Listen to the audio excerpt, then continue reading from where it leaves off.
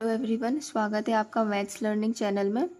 और आज हम लाप्लास ट्रांसफॉर्मेशन में सबसे ज़्यादा पूछे जाने वाले क्वेश्चन को देखेंगे, जो ये है show that 0 to infinity sine T upon t d t equal होता है π/2। ये मोस्ट इम्पॉर्टेंट क्वेश्चन है और हर साल एमएससी के पेपर्स में पूछा जाता है। सो आप इस समझते हैं कि इस टाइप के क्वेश्चन को कैसे सॉल्व किया जाता है। तो सबसे पहले हमारे पास हमें शो करना है कि 0 to infinity sine T upon t d t equal होता है π/2। तो सबसे पहले मैं एक फंक्शन मान लूँगी एफ टी, जो मान लूँगी मैं यहाँ पर साइन टी। तो स्टार्ट करते हैं हम। सबसे पहले मैं लेट करूँगी एक फंक्शन एफ टी मान लेती हूँ, जो मैं मान लेती हूँ इसे साइन टी। तो मैं दोनों तरफ लाप्लास लूँगी, जिससे मैं Laplace of F T function निकालूंगी, taking Laplace on both sides we get, हमारे पास आएगा Laplace of ft इक्वल आ जाएगा Laplace of sin t। दोनों तरफ इधर अब मैं लाप्लास ले लूँगी तो मेरे पास आ जाएगा Laplace of ft इक्वल आ जाएगा Laplace of sin t।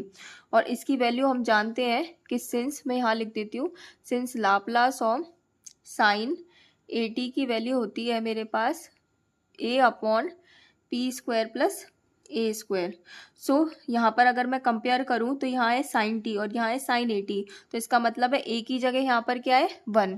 तो इस फॉर्मूले के हिसाब से ये हो जाएगा 1 upon P square plus 1 square, तो 1 अपॉन पी स्क्वायर प्लस 1। तो ये आ जाएगा 1 अपॉन पी स्क्वायर प्लस 1।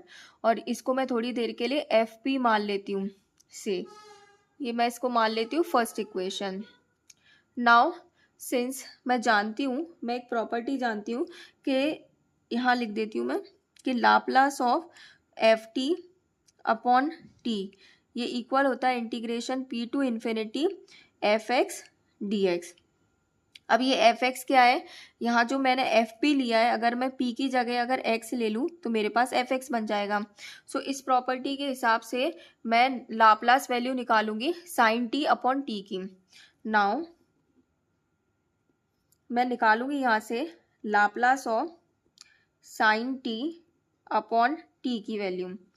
सो इस फॉर्मूले के हिसाब से मेरे पास आ जाएगा इंटीग्रेशन पी टू इन्फिनिटी, तो मैं यहाँ लिखूंगी integration p to infinity f x मेरे पास कहाँ से आएगा, मैंने एफ टी फंक्शन का जो लाप्लास वैल्यू है वो है मेरे पास एफ पी। अगर मैं यहाँ p की जगह अगर x रख दूँ तो मेरे पास एफ एक्स आ जाएगा। सो उस फॉर्मूले के हिसाब से मैं यहाँ पर रखूँगी तो आएगा 1 अपॉन एक्स स्क्वायर प्लस 1। तो यहाँ आएगा 1 अपॉन एक्स स्क्वायर प्लस 1 और डी एक्स। नाउ इसको आगे सॉल्व कर लेते हैं। मैं जानती हूँ कि integration of 1 upon x square plus 1 equal होता है tan इनवर्स x के बराबर, और मैं यहाँ लिमिट लगा दूंगी p टू इन्फिनिटी। नाउ ये मेरे पास वैल्यू चल रही है Laplace of sine T upon T की। नाउ अब मैं लिमिट्स लगा दूंगी, upper limit and lower limit, तो मेरे पास आ जाएगी Laplace of sine T upon t ये इक्वल आ जाएगा। अब मैं सबसे पहले अपर लिमिट लगाऊंगी तो आ जाएगा tan इनवर्स इन्फिनिटी। तो सबसे पहले आएगा tan इनवर्स इन्फिनिटी, फिर माइनस करके लोअर लिमिट लगाऊंगी तो माइनस लोअर लिमिट है p, तो x की जगह p रख दूंगी तो आ जाएगा मेरे पास tan इनवर्स p। नाउ अब इसमें मैं क्या करूंगी, now by the definition of Laplace transformation, now by the definition of, यहाँ लिख देती हूँ, now by the definition of L T लिख रही हूँ शॉर्ट में, लाप्लास ट्रांसफॉर्म। मैं जानती हूँ कि Laplace of any function f t क्या होता है, ये होता है integration 0 to infinity e to the power minus p t. जिस फंक्शन का लाप्लास निकालना है वो फंक्शन, तो यहाँ आएगा एफ टी और डी टी। सो इस फॉर्मूले के हिसाब से मैं यहाँ पर Laplace of sine T upon T की वैल्यू निकाल लूँगी। मैं ऐसा क्यों कर रही हूँ, क्योंकि मुझे वैल्यू निकालनी है integration 0 to infinity sine T upon T की। तो मेरे दिमाग में आया अगर लिमिट इंटीग्रेशन में 0 टू इन्फिनिटी लग रही है, कहीं ना कहीं लाप्लास ट्रांसफॉर्मेशन की डेफिनेशन लग रही होगी। तो मैं क्या करूँगी, इसमें मैं डेफिनेशन लगाऊंगी, तो ये आ जाएगा integration 0 to infinity e to the power minus p t. मुझे लाप्लास किस फंक्शन का निकालना है, साइन टी अपॉन टी का, तो मैं यहाँ लिख दूंगी साइन टी अपॉन टी और डी टी। और यहाँ पर मेरे पास क्या चल रहा है, टेन इनवर्स इन्फिनिटी। अब टेन इनवर्स इन्फिनिटी की वैल्यू क्या होती है, पाई बाई टू, और यहाँ पर क्या आ जाएगा, tan inverse p. I hope आप लोगों को ये समझ में आ रहा होगा। Since I want to find the value of integration 0 to infinity sin t upon t dt.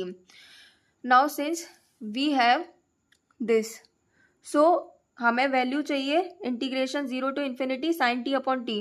जो प्रूफ करना है उसमें मेरे पास ये वैल्यू है ही नहीं, तो इसको मैं 1 बना लूँ तो मेरा काम बन जाएगा। सो इतनी चीज़ को 1 बनाने के लिए अगर मैं p की जगह 0 कर दूँ, अगर मैं p की जगह 0 कर दूं तो मेरा काम बन जाएगा, क्योंकि मैं जानते हो e की पावर 0 1 होता है। तो मैं क्या करूंगी, यहाँ पर मैं लिमिट लूंगी, तो टेकिंग लिमिट, क्या कौन सी लिमिट लूंगी, मुझे p को 0 करना है, तो मैं क्या करूंगी, p approaches to infinity, p approaches to 0, p को मैं 0 करूंगी ऑन बोथ साइड। तो मेरे पास क्या आ जाएगा, यहाँ पर आ जाएगा मेरे पास लिमिट p को क्या कर रही हूँ, अप्रोच कर रही हूँ 0 तक। यहाँ बनेगा integration 0 to infinity e to the power minus p t, और यहाँ आ जाएगा साइन टी अपॉन टी और यहाँ डी टी। और इस तरफ करूँगी अगर मैं लिमिट लगाऊंगी तो ये आएगा pi by two minus ten inverse P की जगह क्या आ जाएगा, मैं यहाँ p की जगह 0 रखूँगी तो टेन इनवर्स 0 0 होता है, तो यहाँ पर मेरे पास बचेगा 0। नाउ इसमें मैं अगर लिमिट लगाऊंगी, लिमिट p अप्रोचेस टू 0, तो ये चीज़ 1 हो जाएगी, तो मेरे पास बचेगा integration 0 to infinity sine T upon t d t. और ये यहाँ पर क्या बचेगा, पाई बाई टू माइनस 0, तो पाई बाई टू होता है। और यही मुझे प्रूफ करना था, यही मुझे प्रूफ करना था। सो इस तरीके से आप किसी भी क्वेश्चन को सॉल्व कर सकते हो। जब हमें इस तरीके से क्वेश्चन आए कि 0 to इन्फिनिटी कोई function upon t d T दिया हो, सो इस तरीके से हम इसको सॉल्व करते हैं। आई होप आप लोगों को ये वीडियो समझ में आई होगी। अगर आप लोगों को ये वीडियो इन्फॉर्मेटिव लगी हो तो please like share and subscribe करें। Thank you.